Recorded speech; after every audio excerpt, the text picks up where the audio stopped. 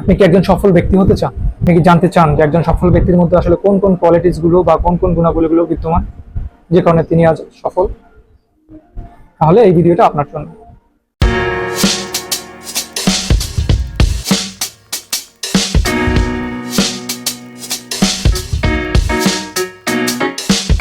আসসালামু আলাইকুম। ই একাডেমি থেকে আমি মোহাম্মদ আফজাল হোসেন আপনাদের সবাইকে স্বাগত জানাচ্ছি। আমাদের আজকের যে টপিকসটা নিয়ে আমরা কথা বলবো, যে বিষয়টা নিয়ে আমরা কথা বলবো, সেটা হচ্ছে how to become a good leader. আপনি কিভাবে একজন ভালো লিডার হতে পারবেন। আপনি যদি সফল হতে চান, একজন ভালো লিডার হতে চান, তাহলে আপনার মধ্যে কোন কোন গুণাবলীগুলো থাকা আবশ্যক। আসলে আমরা সবাই কিন্তু সফলতার পিছনে ছুটি। আমাদের দিন রাত 24 ঘন্টা আমরা একটাই আমাদের উদ্দেশ্য থাকে, সফল হতে হবে, সফল হতে হবে। কিন্তু এই সফল হতে গেলে আসলে কোন কোন বিষয়গুলো আমাদের জানতে হবে, কোন কোন বিষয়গুলো আমাদের অনুসরণ করতে হবে, কোন কোন বিষয়ে আমাদের নিজেদের অভ্যস্ত করে গড়ে তুলতে হবে, সেই বিষয়গুলো আমরা প্র্যাকটিস না করেই, সেই বিষয়গুলো আমরা না জেনেই সবসময় সফলতার পেছনে ছুটতে থাকি। এখন আপনি যদি একটা গাড়ি চালাতে চান, আপনি যদি গাড়ির ড্রাইভিংটা না শেখেন, লাইসেন্সটা না করেন, তাহলে কি আপনি গাড়িটা চালাতে পারবেন? তো একটি গাড়ি চালাতে গেলে যেমন আপনাকে ড্রাইভিং শিখতে হবে, ড্রাইভিং লাইসেন্স নিতে হবে, ঠিক তেমনি আপনি যদি সফল হতে চান, সফলতার যে বিষয়গুলো, যে চাবিকাঠিগুলো, সেগুলো সম্পর্কে আপনাকে জানতে হবে এবং শিখতে হবে, এবং সেইভাবে নিজেকে অভ্যস্ত করে গড়ে তুলতে হবে। আপনি যদি সফল হতে চান, আপনি যদি একজন বিশেষ ব্যক্তি হতে চান, অথবা আপনি যদি একজন ভালো লিডার হতে চান, তাহলে আপনার মধ্যে অবশ্যই এই গুণাবলীগুলো থাকতে হবে। আমরা সব সময় সফলতার পিছনে ছুটি। আমাদের উদ্দেশ্য থাকে যে কোনো ভাবে, যে কোনো ওয়েতে আমাদের সফল হতে হবে। কিন্তু আমরা জানি না এই সফলতা অর্জন করতে গেলে আমাদের কি করতে হবে, কোন কোন জায়গায় আমাদের স্যাক্রিফাইস করতে হবে। আসুন আমরা জেনে নেই যে একজন সফল ব্যক্তির মধ্যে আসলে কোন কোন কোয়ালিটিস বা গুণাবলীগুলো থাকে, যে কারণে আজ সে সফল। অথবা আপনি আমি যদি সফলতা অর্জন করতে চাই, আমাদের কোন কোন বিষয়গুলো সম্পর্কে জানতে হবে, মানতে হবে এবং নিজেকে সেভাবে অভ্যস্ত করে গড়ে তুলতে হবে। যে গুণাবলী আমাদের অর্জন করতে হবে সেটা হচ্ছে থিঙ্কিং বিগ পিকচার। অর্থাৎ এটা হচ্ছে আমাদের চিন্তা ভাবনার একটি কৌশলগত পদ্ধতি, যেখানে আমরা আমাদের শুধুমাত্র ব্যক্তিগত বা নিজস্ব স্বার্থ সংশ্লিষ্ট বিষয়গুলোর উপরে মনোযোগ দেওয়ার পরিবর্তে একটি বৃহৎ এবং সম্পূর্ণ কর্মপদ্ধতি নিয়ে কল্পনা করি, এবং সেই কর্ম পরিকল্পনা এবং কর্মপ্রবাহের দীর্ঘমেয়াদী প্রভাব এবং সম্ভাবনাগুলো খুঁজে বের করার চেষ্টা করি। এটি মূলত আমাদের যে কাজটি আমরা করতে চাচ্ছি বা করার পরিকল্পনা করছি, সেই কাজ সংশ্লিষ্ট সুযোগগুলো অন্বেষণ করতে এবং তথ্যবহুল সিদ্ধান্ত নিতে আমাদের সহায়তা করে। আশা করছি বিষয়টি বুঝতে পেরেছেন। যে দ্বিতীয় গুণাবলী থাকতে হবে, যে দ্বিতীয় কোয়ালিটিটা থাকতে হবে, সেটা হচ্ছে আপনাকে অবশ্যই ক্রিয়েটিভ হতে হবে। ইভেন আপনি যখন কোনো প্রবলেম সলভ করবেন, তখনও আপনাকে ক্রিয়েটিভিটি দেখাতে হবে। আপনার মধ্যে সেই প্রবলেম সলভিং অ্যাবিলিটি থাকতে হবে। পয়েন্ট সেটা হচ্ছে আর্টিকুলেট, অর্থাৎ স্পষ্টবাদী হতে হবে আপনাকে। আপনার কথায় কাজে আপনাকে অবশ্যই স্পষ্টবাদী হতে হবে। আপনি যখন 10 জনের সাথে কথা বলবেন বা কোনো মিটিংয়ে বসবেন, তখন আপনাকে যে ইনফরমেশনটা আপনি দিবেন, যে অ্যাডভাইসটা আপনি দিবেন, অথবা যে পরামর্শটা আপনি দিবেন, সেটা অবশ্যই স্পষ্ট হতে হবে। আপনার কথায় এবং কাজের মধ্যে কোনো ধরনের যেন কনফিউশন সৃষ্টি না হয়, সেদিকে আপনাকে মনোযোগী হতে হবে। তাহলে আমরা চতুর্থ যে পয়েন্টটি নিয়ে কথা বলবো, যে কোয়ালিটিটা নিয়ে কথা বলবো, সেটা হচ্ছে হাই ইন্টিগ্রিটি বা অনেস্টি। অর্থাৎ আপনাকে অবশ্যই একজন সৎ ব্যক্তি হতে হবে। শুধুমাত্র সৎ হলেই হবে না, আপনার প্রত্যেকটি কাজে, প্রত্যেকটি কর্ম পরিকল্পনায় আপনাকে সততা নিয়ে চিন্তা ভাবনা করতে হবে। হাই ইন্টিগ্রিটি বলতে যেটা বোঝায়, সেটা হচ্ছে উচ্চ সততা। এর মানে হলো, যদি কেউ নাও দেখে, আপনাকে অবশ্যই সততা, ন্যায্যতা, দৃঢ় নৈতিকতা নিয়ে ধারাবাহিকভাবে কাজ করে যেতে হবে।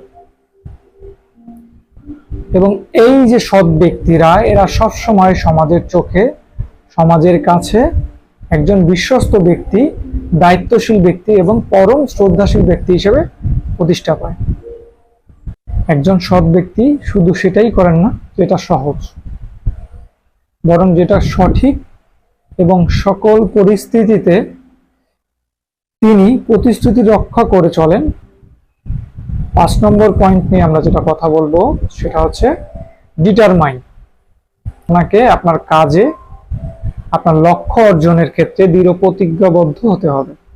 অর্থাৎ আপনাকে আপনার লক্ষ্য অর্জনের জন্য বাধা যাই হোক না কেন, আপনাকে দৃঢ় প্রতিজ্ঞাবদ্ধ হওয়ার প্রবল ইচ্ছা শক্তি আপনার মধ্যে থাকতে হবে।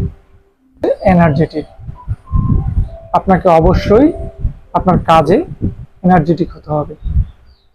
আপনি কোনো প্ল্যান করলেন বা কোনো কাজ করতে যাচ্ছেন, কিন্তু আপনি আপনার টিমকে বলছেন বা আপনার অধীনস্থ কর্মচারীদের বলছেন অথবা আপনার সিনিয়রকে বলছেন এটা কুইকলি করতে হবে, এটা এইভাবে করতে হবে, এটা ওইভাবে করতে হবে, কিন্তু যখন আপনি ওই রকম কোনো কাজ বা ওই কাজটাই করতে যান আপনার এনার্জি থাকে না, আপনি নিজেই দেখেন খুবই অলসভাবে কাজটা করছেন অথবা আপনার সেরকম মনোযোগ দিয়ে কাজটা করছেন না, তাহলে আপনি যাদের অ্যাডভাইস করছেন তারা তো আপনার কাছ থেকে কি শিখবে? তারাই তো আপনাকে দেখে ডিমোটিভেট হয়ে যাচ্ছে। যে অ্যাডভাইস আর আপনার কাজ, এই দুটোর মধ্যে একটা বিস্তর পার্থক্য তাদের চোখে পড়বে। অর্থাৎ আপনাকে প্রত্যেক কাজে অবশ্যই এনার্জেটিক হতে হবে। 6 নম্বর যে কোয়ালিটিটা নিয়ে আমরা কথা বলবো সেটা হচ্ছে গ্লোবাল মাইন্ডসেট। একটি প্রতিষ্ঠান, একটি সমাজ, একটি দেশের জন্য একজন লিডারের মধ্যে অবশ্যই এই লিডারশিপ স্কিলটা থাকতে হবে। গ্লোবাল মাইন্ডসেট বলতে আমরা মূলত আমাদের চিন্তা ভাবনার প্রসারতা এবং কৌশলগত অবস্থানকে বোঝাই। আপনি বা আমি অথবা আমরা যখন ভিন্ন জাত, ভিন্ন মত, সাংস্কৃতিক পার্থক্য এবং কৌতূহলকে মুক্ত মনতা নিয়ে সম্মান এবং মানিয়ে নেওয়ার চেষ্টা করব, তখনই আমরা আমাদের মধ্যে এই গুণটি অর্জন করতে পারব। আমাদের মধ্যে স্পষ্ট মানসিকতা থাকতে হবে ভিন্ন জাত, ধর্ম, বর্ণ এবং সাংস্কৃতিক পার্থক্যকে মেনে নেওয়া। একটি প্রতিষ্ঠান, একটি সমাজ, একটি দেশের একজন লিডারের মধ্যে অবশ্যই লিডারশিপ স্কিল থাকতে হবে উক্ত প্রতিষ্ঠান এবং সমাজের ক্রমবর্ধমান উন্নয়নের জন্য। যে পয়েন্টটি নিয়ে আমরা কথা বলবো সেটা হচ্ছে ডিসিপ্লিন। ডিসিপ্লিন হওয়ার অর্থ হচ্ছে আত্মনিয়ন্ত্রণ, মনোযোগ এবং কর্ম এবং আচরণে ধারাবাহিকতা রক্ষা করা। অর্থাৎ আপনাকে একটা নিয়ম নীতির মধ্যে থেকে প্রত্যেকটি কাজ সব সময় ধারাবাহিকভাবে কন্টিনিউয়াসলি করে যেতে হবে। কোনো ধরনের প্রলোভন এবং ক্রোধের বশবর্তী না হয়ে শ্রুতিবদ্ধ লক্ষ্য অর্জন অনুসরণ করতে হবে। সেলফ কনফিডেন্ট কাজটা করবেন আপনি ভালোভাবে পরিকল্পনা করে। আমার আগের ভিডিওতে আমি বলেছি আপনাদের যে কোনো কাজ করতে হলে কিভাবে পরিকল্পনাগুলো করতে হয়, কিভাবে সাজাতে হয়, নিজেকে কিভাবে গুছিয়ে নিতে হয়। আপনি যখন এই সব কিছু করবেন তখন আপনার মধ্যে আত্মবিশ্বাসটা অর্জন করে নিতে হবে যে আমি এখন যে কাজটা করব অবশ্যই সেটা আমার সাকসেসফুল হবে বা আমি ওটাতে সফলতা অর্জন করব। কোয়ালিটিটা আপনার মধ্যে অর্জন করতে হবে, বা লাস্ট যে কোয়ালিটি আপনাকে মানতে হবে সেটা হচ্ছে টিম প্লেয়ার। ওভার কনফিডেন্ট না হয়ে, প্রত্যেকটি কাজে বা কোনো কাজে ওভার কনফিডেন্ট না হয়ে অথবা অতি অহংকারী না হয়ে আপনাকে চিন্তা করতে হবে প্রত্যেকটা কাজ দলবদ্ধভাবে করার জন্য। পৃথিবীতে আসলে খুব কম কাজই আছে যেটা আপনি একা করতে পারবেন। কারো না কারো আপনাকে সহযোগিতা নিতে হবে, কোনো না কোনো ভাবে আপনাকে সহযোগিতা নিতে হবে, প্রত্যক্ষ বা পরোক্ষভাবে। আপনি যখন চাইবেন না আমি কারো হেল্প নিব না, কারো আমার দরকার নেই, আমি একাই পারবো, তখন দেখবেন কাজটা হয়তো আপনি ঠিকভাবে করতে পারছেন না বা কখনোই করতে পারবেন না। অবশ্যই আপনাকে একজন টিম প্লেয়ার, ভালো টিম প্লেয়ার হতে হবে। এবং এই যে গুণাবলীগুলো, এই গুণাবলীগুলো যদি আপনার মধ্যে আপনি অর্জন করতে পারেন তাহলেই আপনি সমাজে একজন সফল ব্যক্তি, একজন ভালো লিডার হিসেবে প্রতিষ্ঠা পাবেন বা নিজেকে গড়ে তুলতে পারবেন। তাহলে আসুন আমরা আরেকবার জেনে নিই যে আসলে একজন সফল ব্যক্তির মধ্যে আসলে কোন কোন কোয়ালিটিস বা গুণাবলীগুলো থাকে যে কারণে তিনি আজ সফল, অথবা কোন কোন গুণাবলী বা কোন কোন কোয়ালিটিস আপনার মধ্যে যদি আপনি নিয়ে আসতে পারেন তাহলে আপনি নিজেকে একজন সফল ব্যক্তি হিসাবে বা একজন ভালো লিডার হিসাবে সমাজে প্রতিষ্ঠা করতে পারবেন। কিন্তু প্রথম যে পয়েন্টটি হচ্ছে সেটা হচ্ছে থিঙ্কিং বিগ পিকচার। অর্থাৎ আপনাকে প্রত্যেকটা কাজে এবং প্রত্যেকটা পরিকল্পনা আপনাকে এমনভাবে সাজাতে হবে যাতে আপনার শুধুমাত্র নির্দিষ্ট বা নিজস্ব ব্যক্তি স্বার্থ না থেকে আপনাকে সেটা বড় পরিসরে চিন্তা ভাবনা করতে হবে। আপনাকে একজন ক্রিয়েটিভ মানুষ হিসেবে তৈরি করতে হবে। আপনাকে অবশ্যই আর্টিকুলেট বা স্পষ্টবাদী হতে হবে। আপনাকে একজন সৎ ব্যক্তি হিসেবে সমাজে প্রতিষ্ঠা পেতে হবে। আপনাকে ডিটারমাইন্ড হতে হবে, মানে অর্থাৎ আপনার কাজে, আপনার কর্মে এবং আপনার পরিকল্পনায় আপনাকে অবশ্যই ডিটারমাইন্ড হতে হবে। ডিটারমাইন্ড অর্থাৎ হচ্ছে প্রতিশ্রুতিবদ্ধ হতে হবে আপনাকে। আমি যে কাজটা করব, যতই বাধায় আসুক না কেন, আমি কাজটা ধারাবাহিকতা রক্ষা করে চলতে হবে। আপনাকে অবশ্যই এনার্জেটিক হতে হবে আপনার কাজে, আপনাকে অবশ্যই উদ্যমী হতে হবে।